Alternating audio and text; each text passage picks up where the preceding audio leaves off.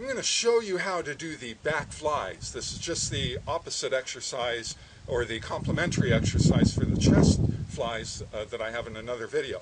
Normally, if you were going to do these in the gym with a dumbbell, you would go ahead and you'd have a bench that you would put your hand and one knee up onto, and bent over, you'd go ahead and hold a dumbbell in your other hand, and you'd go ahead and you'd go through that flying motion.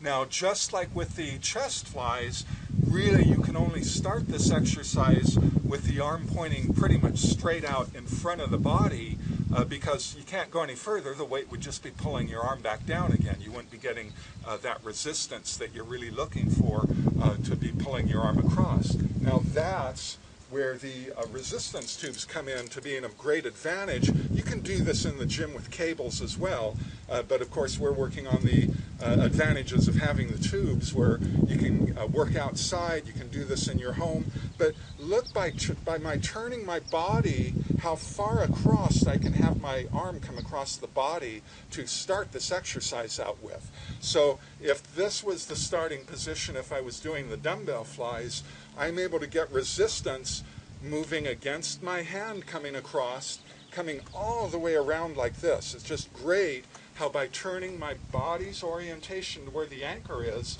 I can have my arm come through this entire range of motion. So we're going to be doing 3 mini ranges of motion again, breaking this one complete range up into 3, so we can be changing our orientation to be getting the full resistance that we're capable of getting from the tubes all the way through this range of motion. I've got the anchor set up at about just below shoulder level high. The tubes are coming right across my chest. I want to be working with a resistance that allows me enough movement to be able to get a good, good 2 or 3 feet of movement as I move through these many ranges of motion. Now, in these starting ones, of course, I could get to the point where I could bring my arm on across, but once I get to a certain point here, you can see the tubes are just flopping back and forth. They're not really offering the full resistance that we're capable of getting. So I'm going to go ahead and turn away from the body throughout these exercises. My elbow's going to be slightly bent. I've got my feet spread out slightly wider than shoulder width apart. My legs are going to be stabilizing me. I'm going to have my core engaged to be stabilizing me through these movements. I'm going to be doing the 4 count eccentric exercise counts, so that I'm going to be doing the 1, 2, 3, 4, and really emphasizing slowly letting the resistance be drawn back to the starting position. You go ahead and do as many repetitions as you feel comfortable with. I'm going to be doing 10 for each of these 3 sets, and experiment with different resistances to see where you're able to get your best range of motion. You don't have quite as much leverage with this as you do with your chest press or your chest flies, so go ahead and experiment a little bit with these.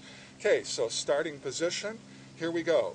1, 2, 3, 4, 2, 2, 3, 4, 3, 2, 3, 4, 4, 2, 3, 4, 5, 2, 3, 4, 6, 2, 3, 4, 7, 2, 3, 4, 8, 2, 3, 4, 9, 2, 3, 4, 10, 2, 3, 4. The handles can rotate on the strap, so make sure you kind of pay attention to how the handles are set up as you start these different exercises. So I was faced almost away from the anchor to do that first range of motion. Now I'm going to turn where I'm almost squared up and the anchor's to my side, so we're picking up pretty much where we left off from that first range of motion, coming out to about here for the second range of motion. Okay, here we go. 1, 2, 3, 4, 2, 2, 3, 4, 3, 2, 3, 4, 4, 2, 3, 4, 5, 2, 3, 4, 6, 2, 3, 4, 7, 2, 3, 4, 8, 2, 3, 4, 9, 2, 3, 4, 10, 2, 3, 4. Now what you want to pay attention to in these second and third sets is that I could come far enough where I'd actually have slack in the tube. So I need to maintain my focus and have the discipline, even if I need to shorten up my release, to only let it come back to where I'm just feeling a gentle release in the resistance, but not getting to a point where there's just complete slack on the tubes as I come around. Okay, so for this this last range of motion here that we're working on, I'm going to be facing almost directly toward the anchor to do this one. Now, here's where you're at your weakest leverage as far as being able to do this. So you're not going to be able to get a lot of range in. This is only going to be maybe 6 inches to a foot of movement. So you really need to be disciplined in that release of those 3 counts coming back, and again paying attention to not allowing any real slack to build up on the tubes here. And again, remember, you can always step in if you want to release and get a little less resistance, and you can step back if you want to get a little more resistance, and you can do that at any point in these exercises here. Okay, so let's finish it off.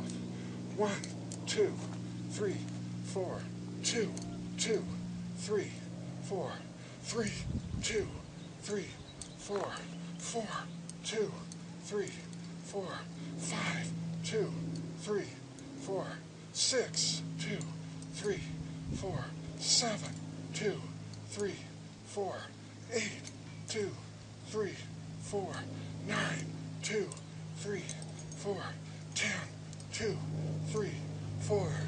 Oh, and again, that last set's going to be a killer because you've already been working all the way through, and you're really going to be at a weak leverage again at that last one. So just keep your focus and do the best you can. You're really going to feel this in the back of the deltoid and on into the back muscles. Remember, whatever you do for the one side of your body, you're going to be wanting to then turn around and be doing the exercises for the other side as well. So give this a try. It's a great workout. You do these flies, you do the biceps and the back of the arm extension as one of your upper body workout days. You're going to get a great workout, adds variety, really focuses on the specific muscles.